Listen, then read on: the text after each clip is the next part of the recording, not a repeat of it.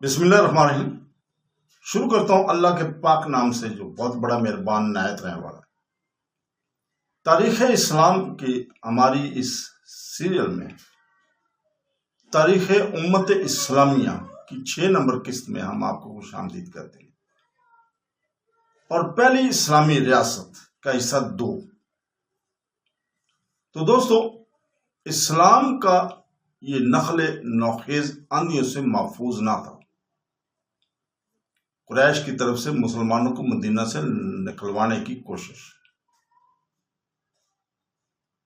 قریش برابر مدینہ کی ٹول رہے تھے، وہ اسلام کو پھلتا پھولتا کہاں دیکھ سکتے تھے۔ عملی اقتدام کے طور پر سب سے پہلے انہوں نے مدینہ کے رئیسوں کو ورگلانے کی کوشش کی اور انہیں دھمکایا کہ مسلمانوں کو پناہ دینے کا انجام اچھا نہیں ہوگا۔ انہوں نے خزرج کے سردار عبداللہ بن ابی کو خط لکھا، تم نے ہمارے آدمی کو اپنے ہاں پناہ دی ہے، ہم اللہ کی قسم کھاتے ہیں کہ اگر تم ان کو اپنے ہاں سے بے دخل نہیں کرو گے تو ہم اپنا لشکر لے کر تم پر چڑھ دوڑیں گے، تمہیں قتل کر کے تمہاری عورتوں کو باندیاں بنا لیں گے۔ قریش کو اس وقت تک قطعاً اندازہ نہیں تھا کہ عبداللہ بن ابی خود مسلمانوں کی آمد سے کتنا بددل ہے اور انہیں مدینہ سے نکال باہر کرنا چاہتا ہے، مگر چونکہ اس وقت تک خود عبداللہ بن ابی کا اکثر قبیلہ مسلمان ہو چکا تھا، اس لیے وہ چاہتے ہوئے بھی قریش کے اس مطالبہ کی تعمیل نہیں کر سکتا تھا۔ قریش کی طرف سے اس کے ساتھ ساتھ قریش نے مدینہ کی ناکہ بندی کرنے کی بھی پوری کوشش شروع کر دی تھی۔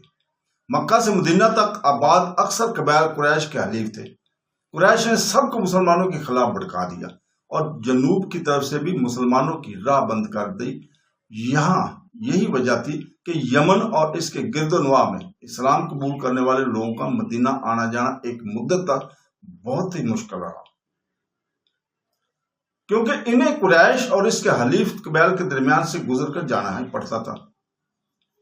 قریش کی ان سرگرمیوں سے مسلمانوں کو ہر لحظہ یہ خطرہ رہتا تھا کہ کسی وقت مدینہ پر حملہ نہ ہو جائے، اور اسی وجہ سے مدینہ میں مسلمانوں کو ہر گھڑی مدافعت کے لیے تیار رہنا پڑتا تھا۔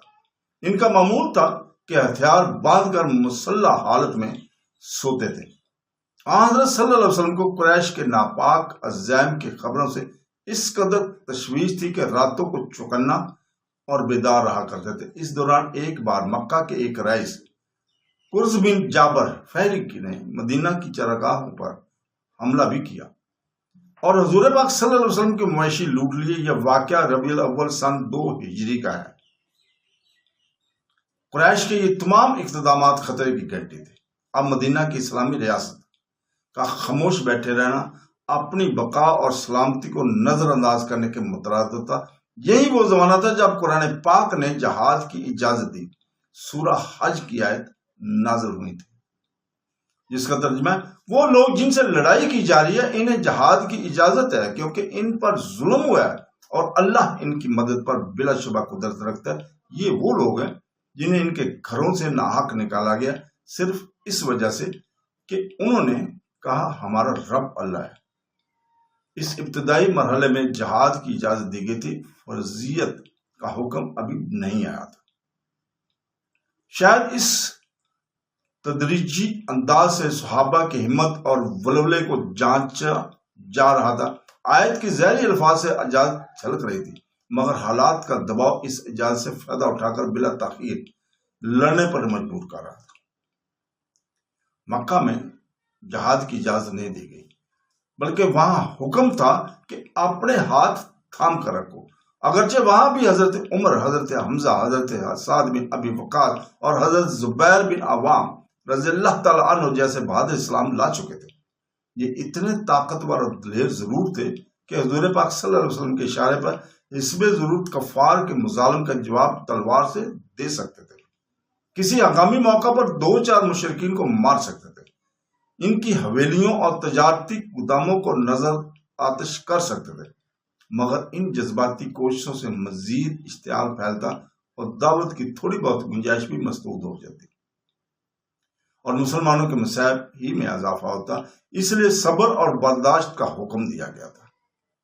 اب حالات بدل گئے تھے۔ ایک ریاست مل گئی تھی، ریاستی امور کو سنبھالنے کا کام نام ریاست ہے اور سیاست ہے، اور اس سیاست کا ایک حصہ عسکری معاملات ہیں جو دین کی سربلندی کے لیے ہوں تو انہیں اسلام جہاد کا نام دے کر ایک عظیم عبادت قرار دیتا ہے۔ مکہ میں چونکہ اسلامی ریاست نہ تھی اس لیے سیاست ممکن تھی نہ جہاد۔ مدینہ میں ریاست مل گئی تھی اور ظاہر بات ہے کہ ریاست کی تشکیل کے ساتھ ہی ارباب حکومت پر ان کی حفاظت اور دفاع کی ذمہ داری بھی عائد ہو جاتی ہے۔ اسی طرح ریاست کے دشمنوں سے نپٹنا اور ان کی ہر وقت سرکوبی کرنا بھی ضروری ہو جاتا ہے۔ اس لیے اس حقیقی ضروریات کے پیدا ہوتے ہی جہاد کو مشروع کر دیا گیا۔ جہاد کا مقصد یہ نہیں تھا کہ لوگوں کو زبردستی اسلام میں داخل کیا جائے۔ اسلام تو دل سے ایک سچائی کو مان لینے کے بعد زبان سے اس کا اقرار کرنے کا نام ہے۔ یہ حقیقت کے دل کے فیصلے زبردستی نہیں ہوتے، اور رسول پاک صلی اللہ علیہ وسلم بہتر کون جان سکتا ہے۔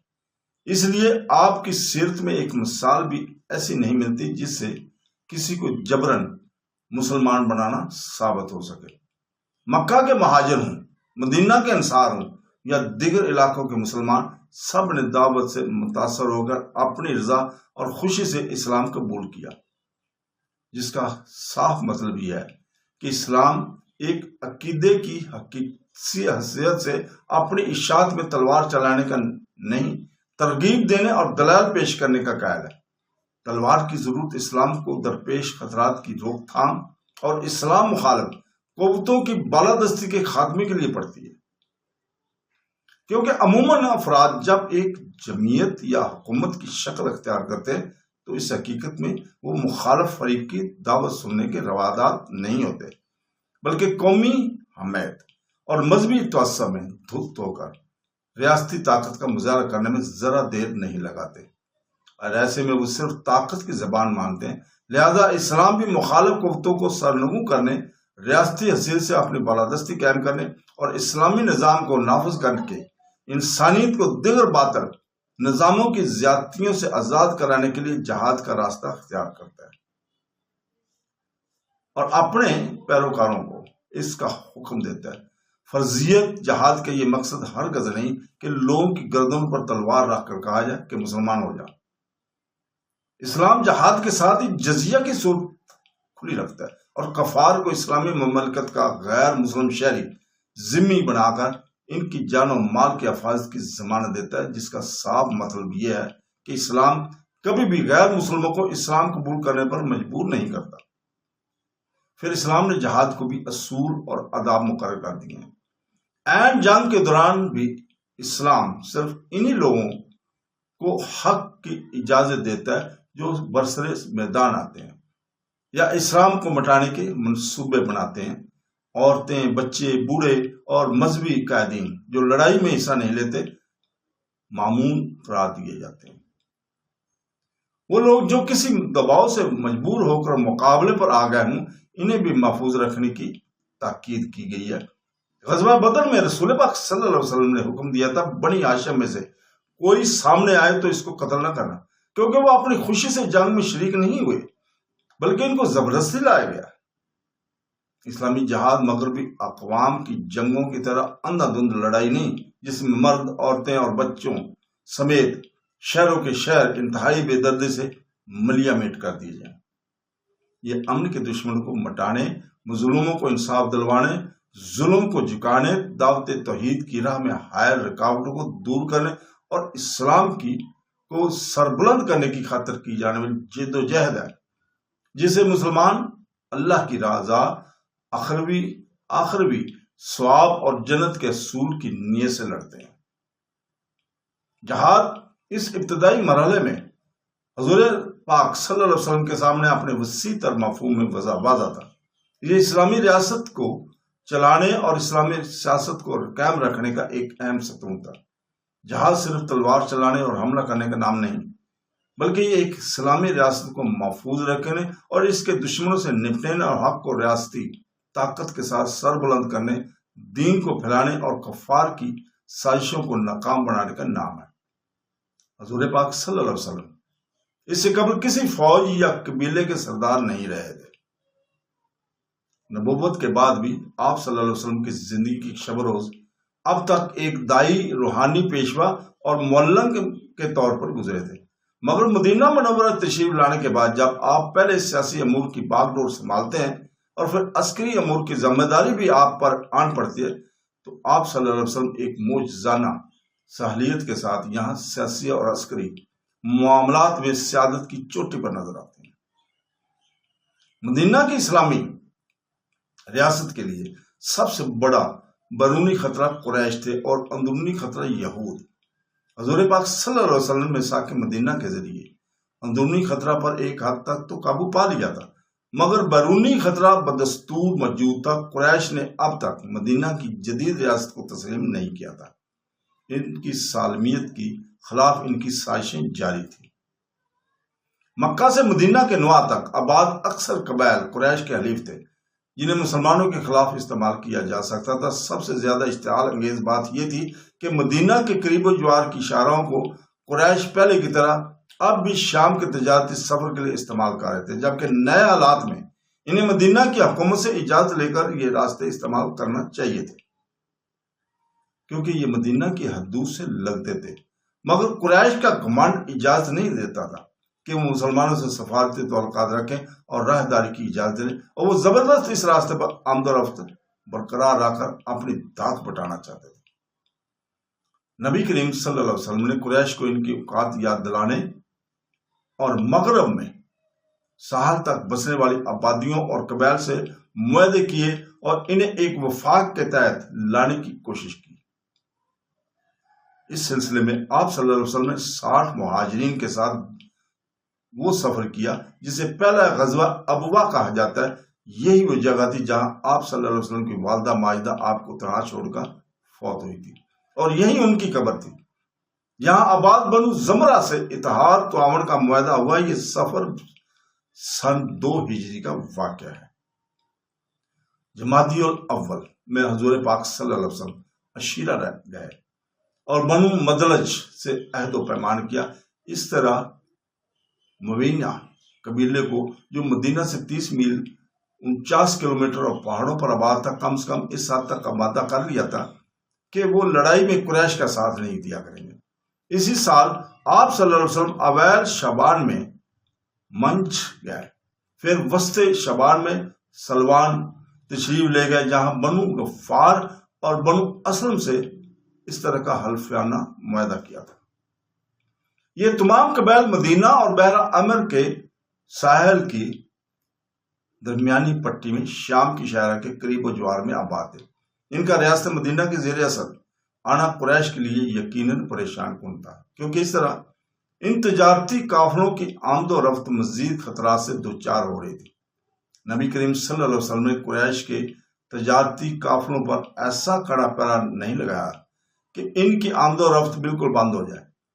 غالباً ایک نوخیز ریاست کے لیے ایسا کرنا مشکل بھی تھا۔ مکہ والے اوس اور خزرج کی دشمنی مول نہیں لینا چاہتے تھے، کیونکہ مدینہ ان کے تجارتی قافلوں کی شاہراہ پر واقع تھا۔ یہاں کے لوگوں سے دشمنی اہل مکہ کو مہنگی پڑ سکتی تھی۔ یہ قریش کا وہ کمزور پہلو تھا جسے انصار خوب جانتے تھے۔ وقت پڑنے پر انہوں نے اس کا اظہار بھی کر دیا۔ نبی کریم صلی اللہ علیہ وسلم کے مدینہ تشریف لانے کے کچھ عرصے بعد اوس کے سردار سعد بن معاذ رضی اللہ تعالیٰ عنہ عمرہ کرنے مکہ گئے۔ ان کی امیہ بن خلف سے پرانی دوستی تھی، اس لیے مکہ میں اس کے ہاں قیام کیا۔ ایک دن وہ امیہ کے ساتھ کعبہ کا طواف کرنے نکلے تو وہاں ابو جہل مل گیا۔ اس نے دھمکاتے ہوئے کہا، تم لوگوں نے صابیوں اور بے دینوں کو پناہ دیا، مجھے یہ برداشت نہیں کہ تم لوگ کعبہ کی زیارت کو آ سکو۔ اگر امیہ تمہارے ساتھ نہ ہوتا تو تم بچ کر نہ جاتے۔ سعد بن معاذ رضی اللہ تعالیٰ نے ترکی بترکی جواب دیتے ہوئے کہا، اگر تم نے ہمیں کعبہ کی زیارت سے روکا تو ہم تمہارا شام کا تجارتی راستہ مسدود کر دیں گے، وہ راستہ روک دیں گے۔ اگلے دنوں میں دونوں طرف سے یہ دھمکیاں حقیقت میں بدل گئی۔ قریش کا رویہ اتنا مخفانہ نظر آ رہا تھا کہ مسلمان کعبہ کی زیارت تو کجا مکہ کے پاس بھی نہیں پھٹک سکتے تھے۔ ادھر قریشی قافلے اب مسلمانوں کی طاقت و تاراج کی زد میں دکھائی دینے لگے تھے۔ ریاست کے قیام اور جہاد کی مشروعیت کے ساتھ ہی حضور پاک صلی اللہ علیہ وسلم سرحدوں کی حفاظت، دشمنوں کی جارحیت کے جواب اور اسلامی سرحدوں سے گزرنے والے ان کے قافلوں کے خلاف کارروائی کے لیے وقتاً فوقتاً صحابہ کے مسلح ٹولیاں بھیجنے لگے، جنہیں سیرت نگار سریہ کے نام سے یاد کیا جاتا ہے۔ غزوات اور سرایہ کے مفہوم کو یہی اچھی طرح سمجھ لینا ضروری ہے تاکہ آگے چل کے کوئی الجھن پیش نہ آئے۔ مدینہ کی اسلامی ریاست کی حفاظت اور اس مرکز کے ذریعے اسلام کی سربلندی کی ان منظم کوششوں کو، جن میں نقل و حرکت اور صبر کی ضرورت پیش آئی، غزوات اور سرایہ کہا جاتا ہے۔ غزوات غزوہ کی جمع ہے اور اس سے مراد وہ سیاسی، عسکری یا تبلیغی اسفار ہیں جن میں رسول پاک صلی اللہ علیہ وسلم بنسب نفیس تشریف لے گئے۔ سریہ کی جمع ہے۔ یہ اس مہم کو کہا جاتا ہے جس کی ترتیب حضور پاک صلی اللہ علیہ وسلم نے مقرر کی ہو مگر خود عملی طور پر اس میں شرکت نہ کی ہو۔ سریہ کی جمع ہے۔ غزوہ یا سریہ جنگ کے ہم معنی الفاظ نہیں بلکہ ان کے مفہوم میں بڑی وسعت ہے۔ غزوات کی تعداد حضرت زید بن ارقم رضی اللہ تعالیٰ سے مروی صحیح روایت میں 19 بتائی گئی ہیں، جبکہ جابر بن عبداللہ رضی اللہ تعالیٰ نے یہ تعداد 21 بیان کی۔ بعض روایت میں یہ تعداد 27 تک بتائی گئی۔ سریہ کی تعداد 38، 47 اور 56 بتائی گئی۔ اس اختلاف کی وجہ سے یہ معلوم ہوتا ہے کہ بعض اوقات ایک ہی سفر یا ایک زمانے میں متحد مقامات پر مہم جوئی کی گئی۔ کسی نے ایک سفر یا ایک زمانے کی 2-3 مہمات کو ایک مہم شمار کیا اور کسی نے ایک کو الگ الگ کہنا شروع کیا۔ مستشرقین ان مہمات پر ڈاکے کا اطلاق کرتے ہیں کیونکہ ان میں قریش کے قافلے بھی لوٹے گئے تھے، مگر یہ الزام بالکل غلط ہے۔ قریش کے قافلوں پر حملے کو ڈاکہ اس وقت کہا جا سکتا ہے جب قریش خود بے قصور ہوتے ہیں۔ دوسرے یہ کہ جب ان پر حملہ کسی حکومت کی طرف سے نہیں، عام لوگوں کی جانب سے ہوتا۔ ظالم سے بدلہ لینا عین انصاف ہے، اور جب 2 ریاستوں کے درمیان تعلقات کشیدہ ہوں اور ان کے درمیان کوئی معاہدہ بھی نہ ہو تو ایسے میں چوٹ کھایا ہوا فریق دوسرے کو جانی اور مالی نقصان پہنچائے تو اسے دنیا کی کسی لغت میں ڈاکہ نہیں کہا جاتا۔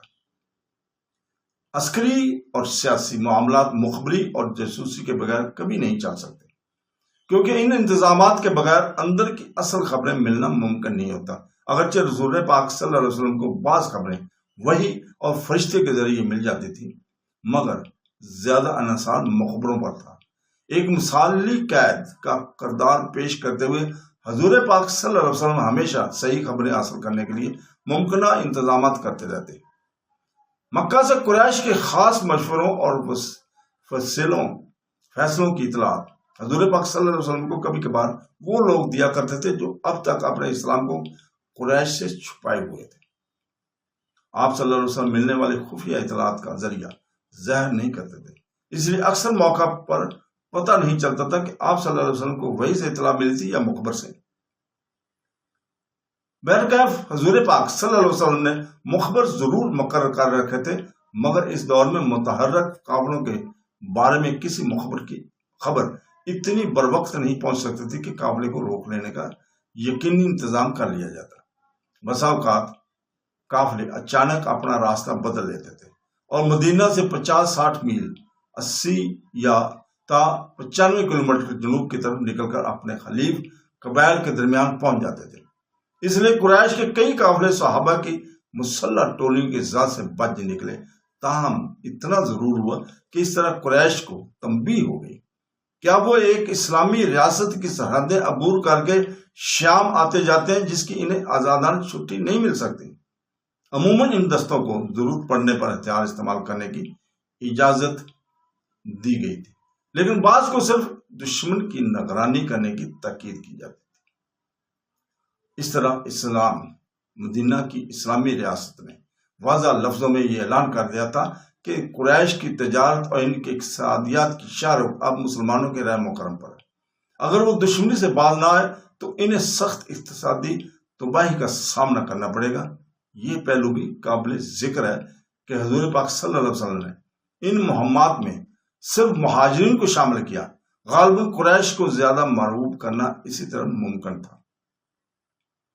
ان کے ہاتھوں تشدد برداشت کرنے والے مظلوموں کو ہی ان کے مقابلے میں سپاہی بنا کر کھڑا کر دیا جائے۔ ایک وجہ یہ تھی کہ حضور پاک صلی اللہ علیہ وسلم نے انصار سے اپنی حفاظت اور مدینہ پر ہونے والوں حملوں پر مشترکہ دفاع کا عہد لیا تھا۔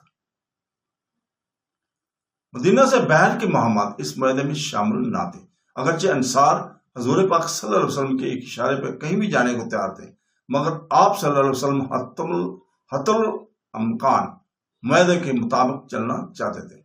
جہاد کی پہلی مہم ہجرت کے 7 مہینے بعد ماہ رمضان میں حضرت حمزہ رضی اللہ تعالیٰ کی قیادت میں روانہ کی گئی۔ اس دستے میں 30 مہاجرین شامل تھے اور اس کا ہدف قریش کا ایک قافلہ تھا جو ابو جہل کی قیادت میں مدینہ کے شہرہ سے کترا کر سہلی سڑک پر شام جا رہا تھا۔ مسلمانوں نے سامنے آ کر اس قافلے کو مطمع کرنے پر اتفاق کیا۔ دوسری مہم شوال میں حضرت عبید بن الحارث رضی اللہ تعالیٰ کی قیادت میں بطن راج کی طرف سے بھیجی گئی، جہاں ابو سفیان کی قیادت میں ایک تجارتی قافلہ آ رہا تھا۔ اس مہم میں سعد بن ابی وقاص رضی اللہ تعالیٰ بھی شامل تھے، جنہوں نے کفار پر ایک تیر چلایا۔ یہ پہلا تیر ہے جو اسلام کی تاریخ میں حریف پر چلایا گیا تھا۔ اس بار بھی قافلے کو صرف ہراساں کرنا کافی سمجھا گیا تھا۔ جمادی الاخر سن 2 ہجری کے اخار میں حضرت محمد صلی اللہ علیہ وسلم نے قریش کی جنوبی تجارت کو جو یمن کی طرف تھی غیر محفوظ کرنے کے لیے ایک غیر معمولی اقدام کیا۔ آپ صلی اللہ علیہ وسلم نے حضرت عبداللہ بن حبش رضی اللہ تعالیٰ کو 12 مہاجرین پر امیر بنا کر ایک خط دیا اور فرمایا 2 دن کے سفر کے بعد اسے کھولنا۔ 2 دن بعد انہوں نے خط کو کھول کر دیکھا تو لکھا تھا، مقام نخلا میں جا کے ٹھہرو اور قریش کی نقل و حرکت دیکھو۔ اتنی دور دراز کا سفر، وہ بھی عین دشمن کے علاقے میں، نہایت خطرناک تھا۔ اس لیے حضرت عبداللہ بن حبش رضی اللہ تعالیٰ نے مکتوب پڑھنے کے بعد ساتھیوں کو کہا، فقط وہ میرے ساتھ چلے جسے شہادت کی تمنا ہو، مگر اس کے باوجود کوئی پیچھے نہ رہا۔ یہ جماعت وہاں پہنچ گئی۔ تب قریش کا ایک چھوٹا سا قافلہ چمڑا اور کشمش لیے سامنے سے گزرا۔ اس وقت رجب کا چاند نکل چکا تھا، جو ان مہینوں میں سے ہے جن میں اہل عرب کے ہاں لڑنا بڑھنا حرام تھا، اور اسلام میں بھی اس وقت یہی حکم تھا۔ مگر صحابہ سمجھی کہ آج جمادی الاخر کے آخری طریق ہے، چنانچہ انہوں نے حملہ کر دیا، جس میں قافلے کا سردار عمرو بن حضرمی مارا گیا۔ 2 آدمی گرفتار ہوئے اور خاصا مال غنیمت ہاتھ آیا۔ مہم واپس آئی تو حضور پاک صلی اللہ علیہ وسلم نے فرمایا، میں نے رجب میں لڑنے کا حکم نہیں دیا تھا، آپ نے قیدیوں اور مال غنیمت کا جوں کا توں مکہ واپس بھیج دیا۔ عمرو بن حضرمی جو اس واقعے میں قتل ہوا تھا، قریش کا نامور سردار تھا۔ اس کے مارے جانے پر قریش بہت تیش میں آ گئے۔ انہوں نے مشہور کر دیا کہ مسلمانوں نے حرمت والے مہینوں میں بھی جنگ کو جائز مان لیا۔ اس پر پروپیگنڈے کے جواب میں آیت نازل ہوئی، جس میں بتایا گیا تھا کہ مسلمانوں کی اس خطا کی بنسبت کفار کی بدعقیدگی، کفر و شرک اور ظلم و ستم کی جرائم کہیں زیادہ سخت ہیں۔ اپنی بدترین حرکات کو بھول کر وہ مسلمانوں کو محض ایک غلطی پر مورد الزام نہیں ٹھہرا سکتے۔ مسلمان اب تک بیت المقدس کی طرف رخ کر کے نماز پڑھا کرتے تھے، مگر حضور پاک صلی اللہ علیہ وسلم کی دلی خواہش تھی کہ نماز کے لیے قبلہ کعبۃ اللہ کو بنایا جائے، کیونکہ اسی مرکز سے ہزاروں برس پہلے توحید کا پیغام جاری ہوا تھا، اور اللہ کا پہلا گھر یہی تھا جس کی عزت اور حرمت تمام عبادت گاہوں سے بڑھ کر تھی۔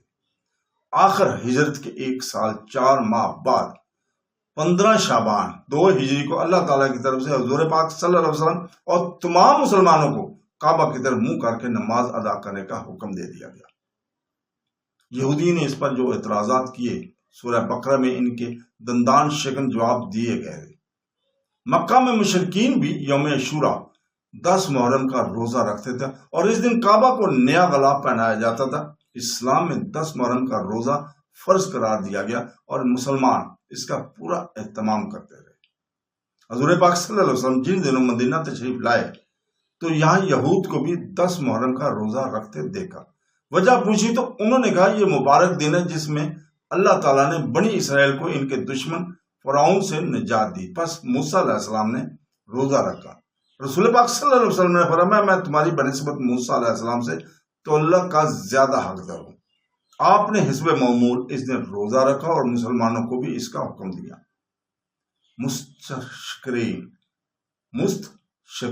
شرکین کا یہ احتراز بالکل لغو ہے کہ حضور پاک صلی اللہ علیہ وسلم نے یہود کی پیروی میں یہ روزہ رکھا۔ ظاہر حقیقت یہ روزہ مسلمانوں مکہ میں بھی رکھتے تھے، یہاں فقط یہ بتایا گیا تھا کہ حضرت موسیٰ علیہ السلام کے اصل پیروکار ہم ہیں نہ کہ تم۔ ہجرت کے دوسرے سال ماہ شعبان میں ماہ رمضان کے روزوں کی فریضت کا حکم نازل ہوا۔ عاشوراء کے روزے کی حیثیت اب نفل کی رہ گئی۔ رسول پاک صلی اللہ علیہ وسلم نے فرما دیا کہ جو چاہے رکھے جو چاہے نہ رکھے۔ البتہ آپ نے رمضان المبارک کے روزوں کی سخت تاکید فرمائی اور اس کی اہمیت اور فضیلت اچھی طرح واضح فرما دی۔